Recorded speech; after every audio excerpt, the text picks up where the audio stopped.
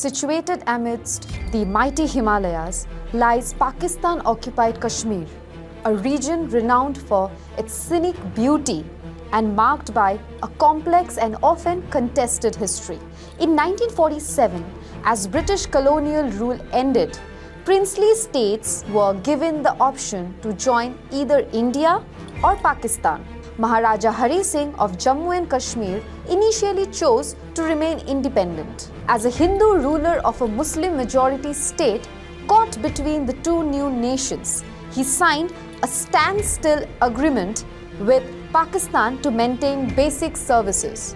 However, following an invasion by tribal militias from Pakistan in October 1947, he requested military assistance from India. In return, he signed the instrument of accession, legally integrating Jammu and Kashmir into India. Indian troops were then airlifted to repel the invaders.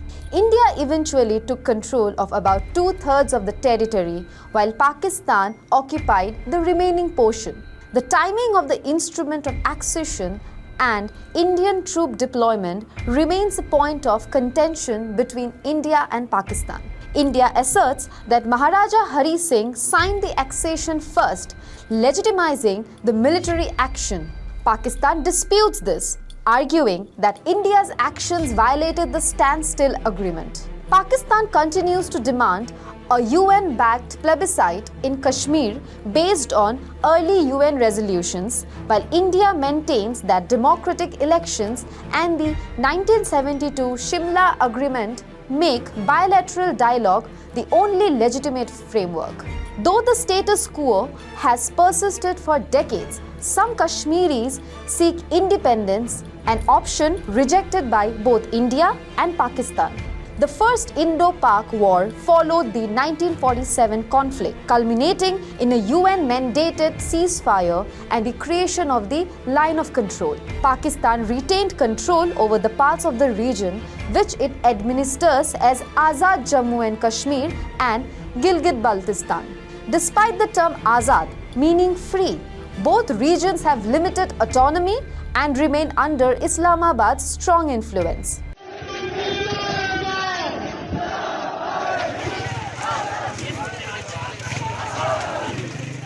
Over the years, residents of Pakistan-occupied Kashmir have voiced several concerns.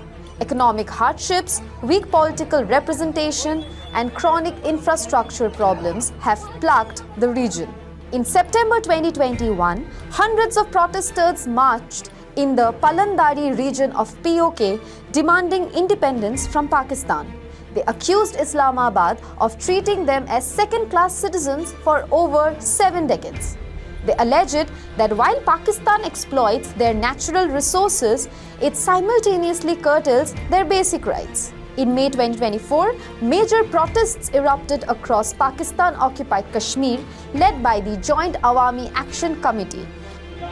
Azadi! Azadi! Azadi!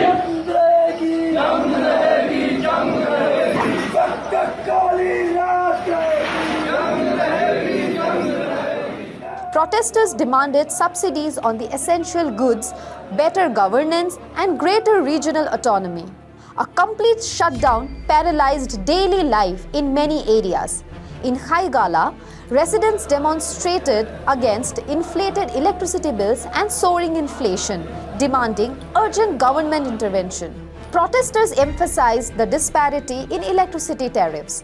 They argued that despite the region generating substantial hydroelectric power for Pakistan, local consumers faced exorbitant rates. The movement also called for restoring student unions, introducing judicial reforms, and strengthening environmental protections. These demonstrations led to a government agreement offering financial grants, reductions in wheat and electricity prices, and a review of administrative policies. While these measures addressed immediate concerns, the deeper issues of autonomy and long-term representation remain unresolved. Political groups like the United Kashmir People's National Party advocate for a united, independent Kashmir, free from both Indian and Pakistani control. They argue for the right to self-determination and oppose external interference. Earlier in 2024, Defense Minister Rajnath Singh remarked that due to India's growing global influence, people in PoK would eventually demand to join India. मैं पाकिस्तान से अपेक्षा नहीं करता हूं कि पाकिस्तान हमको PoK वापस कर देगा। मैं तो ये मानता हूं कि पीओके के लोग ही ये डिमांड करेंगे हमको भारत में मर्ज कर दिया जाए, जम्मू कश्मीर के साथ हमको जोड़ दिया जाए, क्योंकि जिस तरीके से भारत का उत्तरोत्तर आर्थिक विकास हो रहा है और अंतर्राष्ट्रीय जगत में भारत की प्रतिष्ठा जिस तेजी के साथ बढ़ी है, और उसको देखते हुए पाक ऑक्युपाइड कश्मीर के लोगों को भी ये लगने लगा है कि यदि हम अपना विकास भी यदि चाहते हैं तो भारत जैसे देश के साथ जुड़कर ही हम अपने क्षेत्र का भी विकास कर सकते हैं। उसको देश नहीं कहता हूँ, उसको क्षेत्र कहता हूँ। पीओके इस क्षेत्र का भी विकास कर सकते हैं। तो मुझे लगता है कि पीओके के लोग स्वयं ही ये डिमांड करेंगे कि हमको भारत में मर्ज कर दिया जाए और पाकिस्तान मजबूर होगा। पाकिस्तान के कंसेंट की जरूरत भी पीओके को नहीं रहेगी, ऐसा मैं मानता हूं। Following the Pahalgam attack, which claimed 26 lives, British politician Lord Meghnad Desai stated that only solution to the Kashmir issue was for India to take control of PoK, as quoted by ANI. No, I think the Pahalgam incident was very shocking. One of the most shocking incidents that has been. I've been here looking at that, and I even wrote a little blog which I do. So this really is the final limit in the Kashmir dispute. I hope the government of India really takes a very stern response to it and makes it quite clear that if this goes on, India will have to take over Pakistan-Occupied Kashmir. I think that's the only way to. This is okay. I can say that I'm not a politician in India. I think the only way to solve the Kashmir problem now is for India to go and take it over.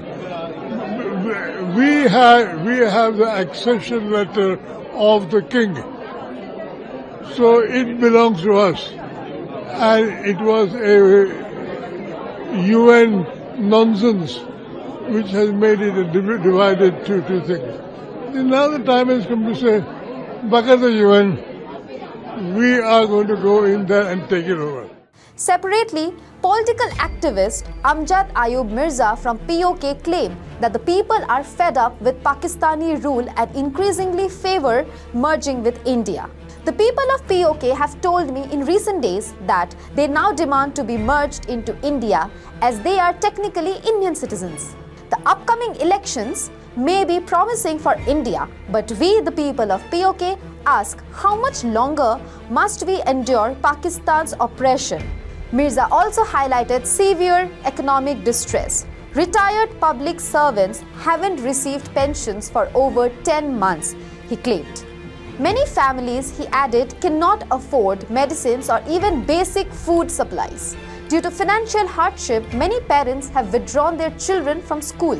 Mirza reiterated grievances such as high power tariffs, subsidy cuts, and Pakistan's continued exploitation of regional resources, while contrasting this with recent developments effort in India's administered Jammu and Kashmir. The people of Pakistan-Occupied Kashmir continue to navigate a landscape shaped by geopolitical tensions, economic instability, and aspirations for self-governance.